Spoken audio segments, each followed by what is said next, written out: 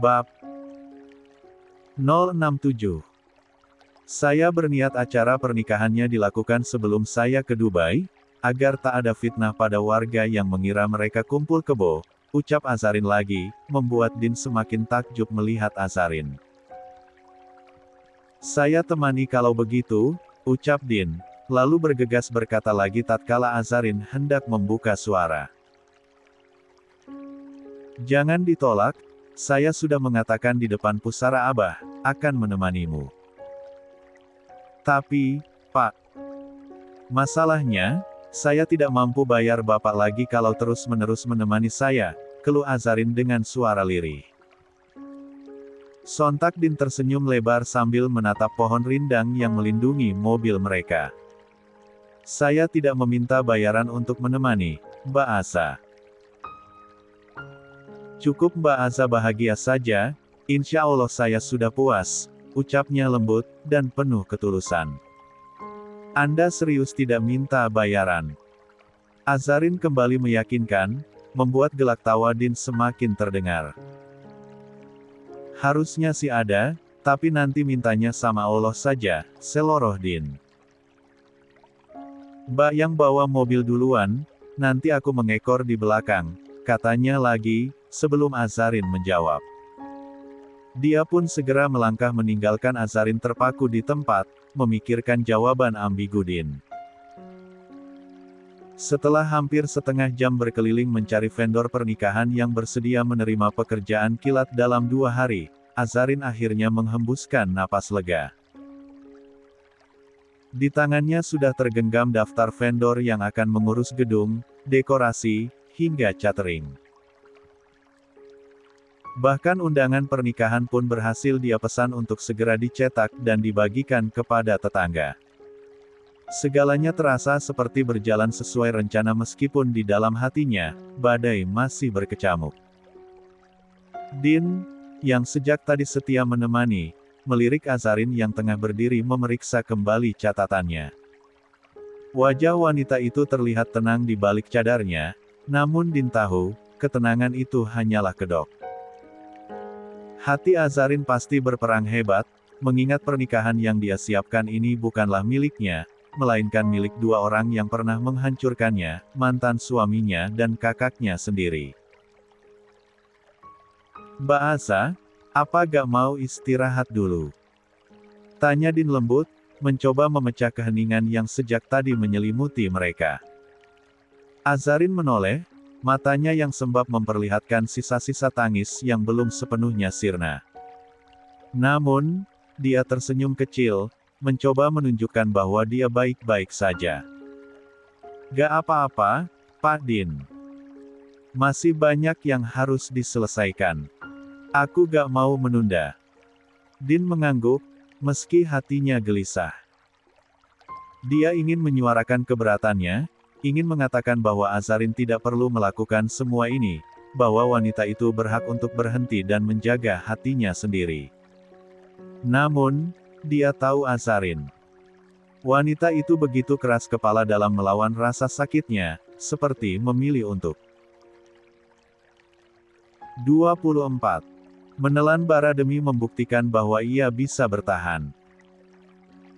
Mereka melanjutkan langkah menuju mobil, melewati beberapa orang yang memperhatikan mereka. Beberapa berbisik pelan, senyum tipis terukir di wajah mereka. Mungkin, mereka mengira Din dan Azarin adalah calon pasangan suami istri yang sedang mempersiapkan pernikahan.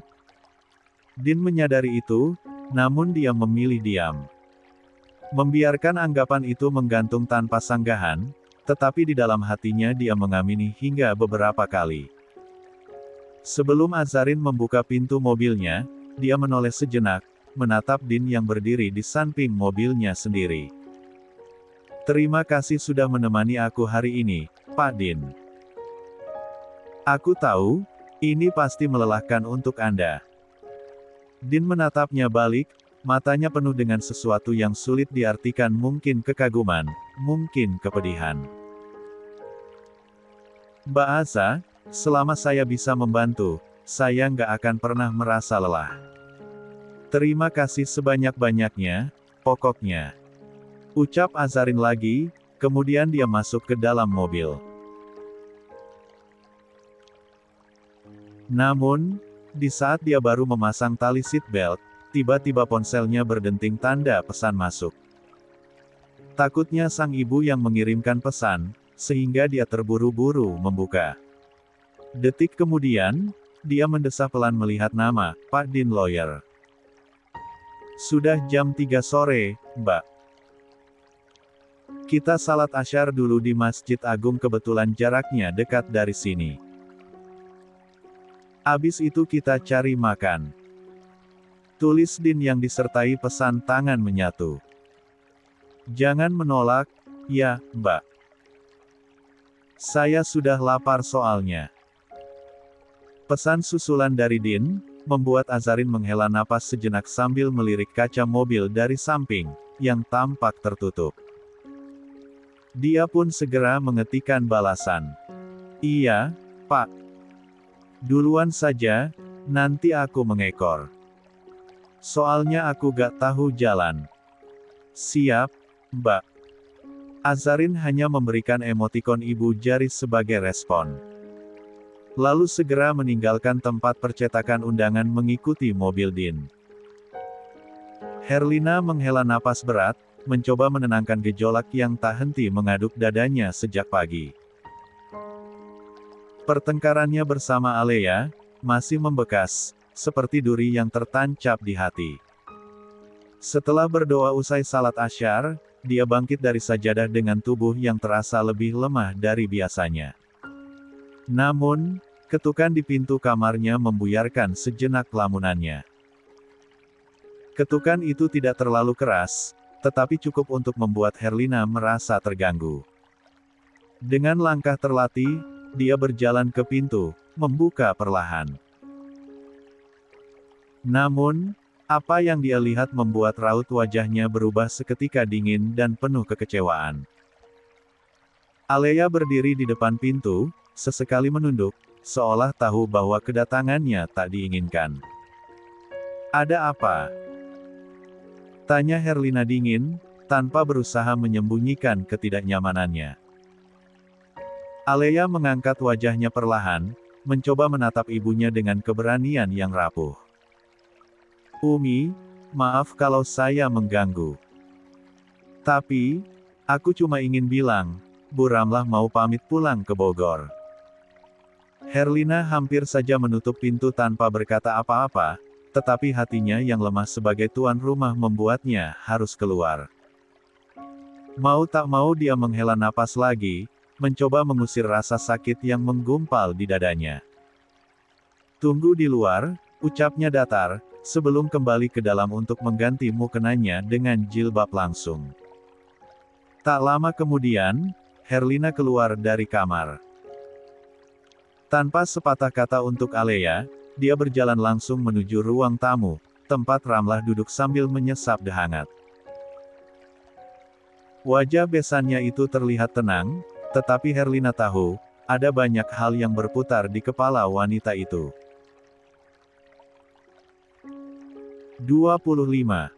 Bu Ramlah, sapa Herlina, berusaha menjaga kesopanan meski hatinya terasa berat.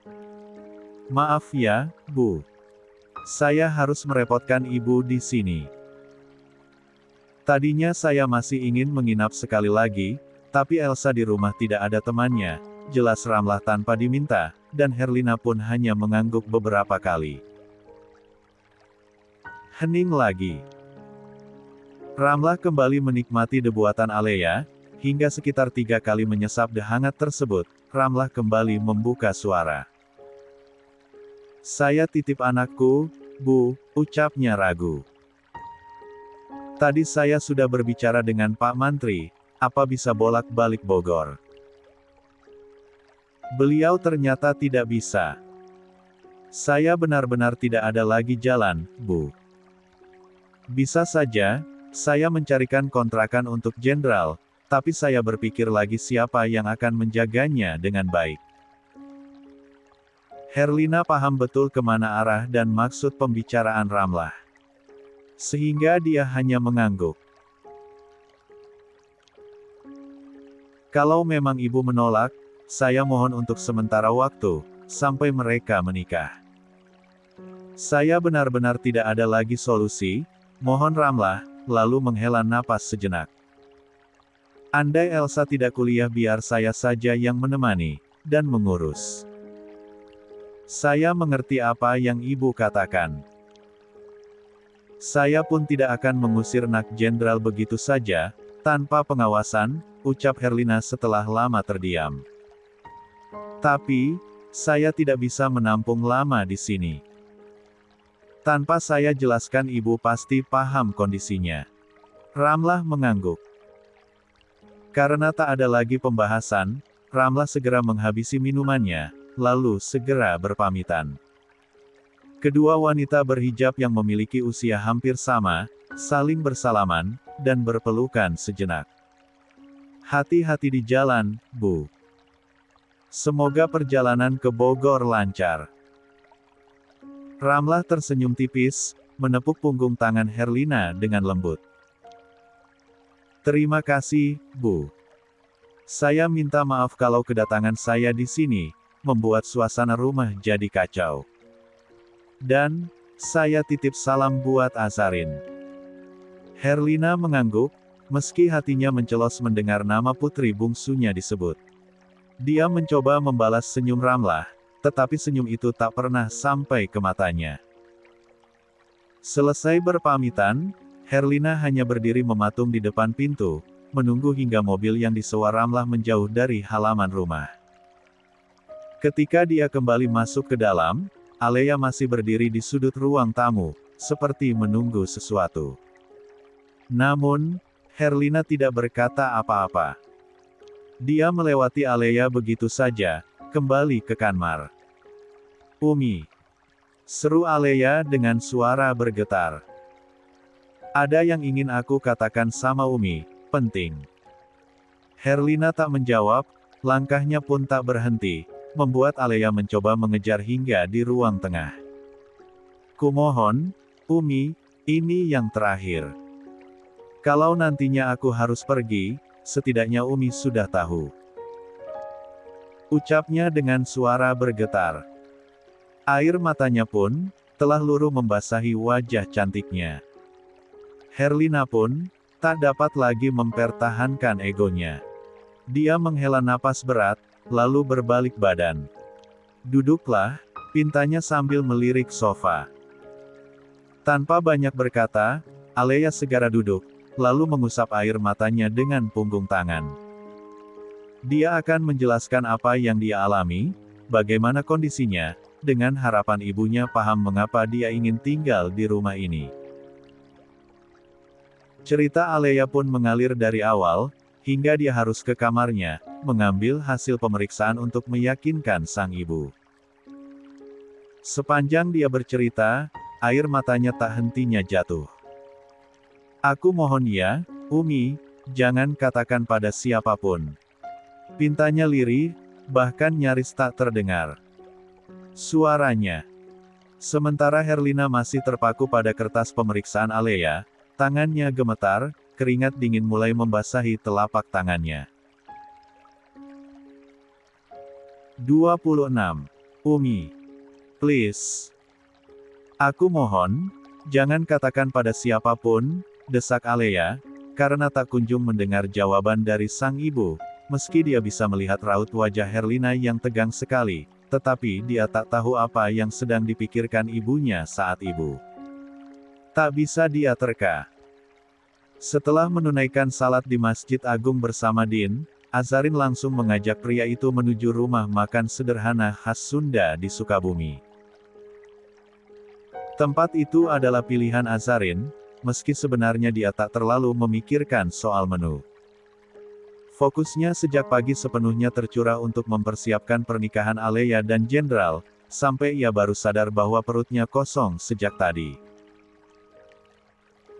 Din menatap Azarin yang makan dengan lahap, meski sebagian besar gerak-geriknya tersembunyi di balik cadar. Cara wanita itu menyibukkan dirinya dengan makanan sederhana, seperti nasi liwet dan ikan bakar, justru menghadirkan senyum kecil di wajah Din. Sungguh pemandangan yang kontras, seorang wanita yang terlihat begitu rapuh dan terkoyak, kini duduk makan dengan tenang seperti tak ada beban. Hingga makanan mereka habis, suasana tetap hening. Tak banyak obrolan terjalin, seolah keduanya sepakat untuk menikmati momen sunyi itu tanpa perlu banyak bicara. Setelah selesai makan, mereka pun segera pulang. Din pun tetap mengantar Azarin pulang, meski menggunakan mobil masing-masing. Mereka sepakat untuk membahas jual beli rumah setelah dari Dubai saja, mengingat besok Azarin masih ada urusan untuk pernikahan dadakan ini. Namun, sesampainya di rumah, Azarin dikejutkan oleh pemandangan di ruang tengah. Matanya membeku, tak mampu menyembunyikan keterkejutannya. Di sana, Alea dan ibunya, Herlina, saling berpelukan erat sambil menangis. Isak tangis mereka terdengar samar, namun cukup untuk mengguncang hati Azarin yang berdiri kaku di ambang pintu. Pantas saja ucapan salamnya tidak dijawab. Azarin menatap mereka tanpa ekspresi, tetapi di dalam hatinya, perasaan bercampur aduk menyerbu. Dia tak tahu apa yang terjadi, tetapi pemandangan itu seperti membawa tamparan yang dingin di pipinya. Entah apa yang terjadi. Apakah ini awal dari pengampunan sang ibu? Ataukah hanya drama yang akan berakhir dengan luka baru? Herlina, yang menyadari keberadaan Azarin, segera melepaskan pelukannya dari Alea. Dia berdiri dengan gugup, mengusap air matanya dengan cepat. Wajahnya menyiratkan perasaan bersalah yang begitu dalam, seolah baru saja tertangkap basah melakukan kejahatan. Dia mencoba tersenyum, namun senyum itu lemah, hampir tak terlihat. "Aza, kamu sudah pulang, nak." Herlina memanggil putri bungsunya dengan suara yang bergetar, penuh keraguan. "Sini, nak." Azarin tetap berdiri di tempatnya. Tak ada langkah maju, tak ada kata yang keluar dari bibirnya. Sorot matanya hanya bergantian memandangi ibunya dan Alea. Tangannya yang memegang tas belanjaan sedikit gemetar, tetapi tubuhnya tetap tegap. "Umi Gak tahu kamu pergi. Kenapa gak ngabari, nak? Kenapa juga gak pamit?" Dengan lirih, sedikit tercekat Herlina mencoba berbicara sambil menenangkan debaran jantungnya. Alea, yang sejak tadi terisak, memberanikan diri untuk menoleh ke arah Azarin. Matanya sembab, dan wajahnya dipenuhi kerapuhan atau kemenangan yang tak bisa Azarin tebak. "Aza, kakak hanya memeluk Umi, tidak perlu cemas. Aku sudah minta maaf." Hanya beberapa kata yang keluar, namun cukup untuk menggema di telinga Azarin. Azarin menelan ludah, mencoba mengontrol gejolak emosi yang mendadak mengentak dadanya. Dia tak tahu harus bersikap apa. Dia memandang keduanya dengan dingin, sebelum akhirnya berkata pelan, hampir. 27. Seperti bisikan. "Kalau kalian sudah selesai, tolong kasih tahu. Aku mau bicara penting." Tanpa menunggu jawaban, Azarin melangkah naik ke lantai dia, menuju ke kamarnya. Pintu kamar tertutup dengan bunyi lembut, tetapi keheningan di ruang tengah terasa lebih keras dari apapun. Herlina menunduk, merasa hatinya semakin hancur melihat reaksi putrinya.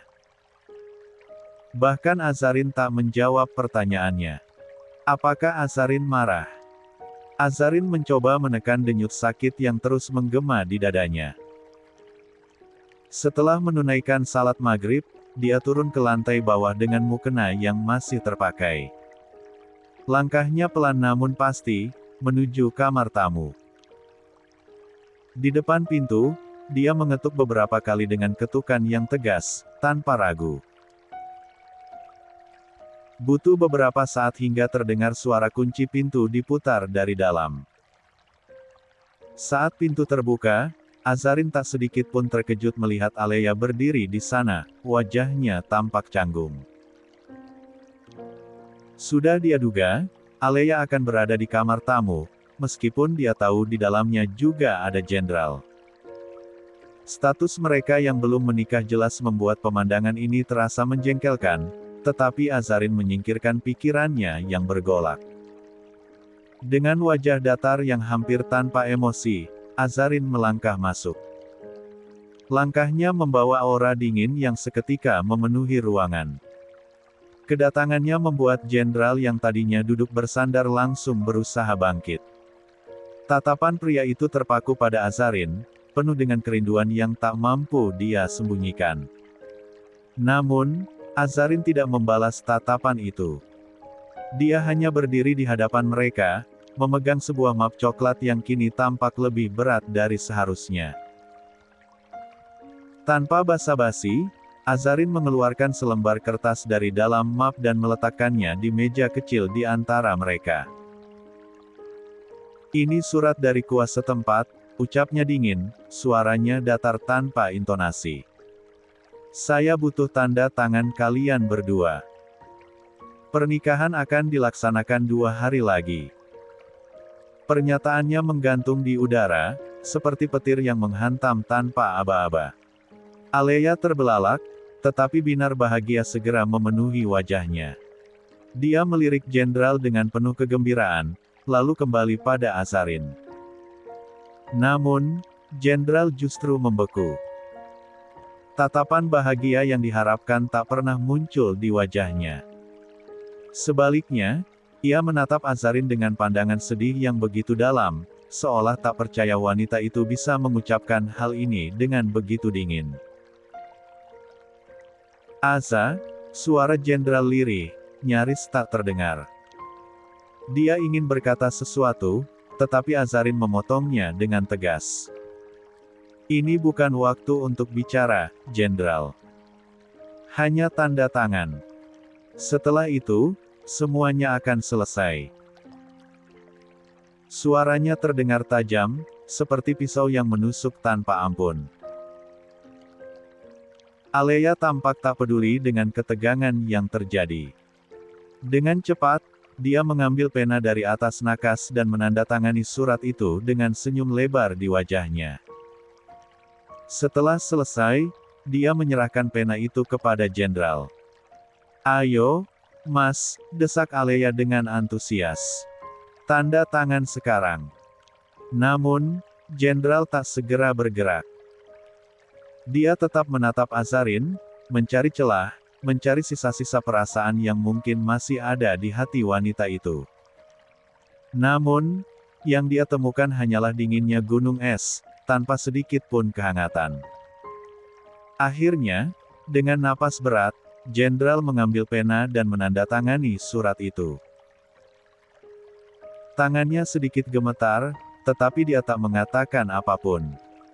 Saat selesai, dia menaruh pena di meja dan menunduk. Azarin hanya mengangguk singkat, lalu mengambil surat itu tanpa mengucapkan terima kasih. "Jangan lupa siapkan berkas KTP dan kartu keluarga kalian. Saya permisi," ucap Azarin sebelum berbalik dan berjalan keluar. Tanpa menoleh, tanpa memberi ruang untuk obrolan lebih lanjut. Pintu kamar tertutup pelan di belakangnya, meninggalkan Aleya yang tersenyum penuh harapan, dan jenderal yang terjebak dalam kebisuan penuh luka. Jenderal tak tahu, perkataan Azarin pagi tadi, berubah kenyataan dalam waktu sekejap. Dadanya terasa berdenyut sakit. Setelah dia menikah, statusnya berubah menjadi saudara ipar dari mantan istrinya sendiri. "Astagfirullah, ya Allah, astagfirullah," jeritnya dalam hati.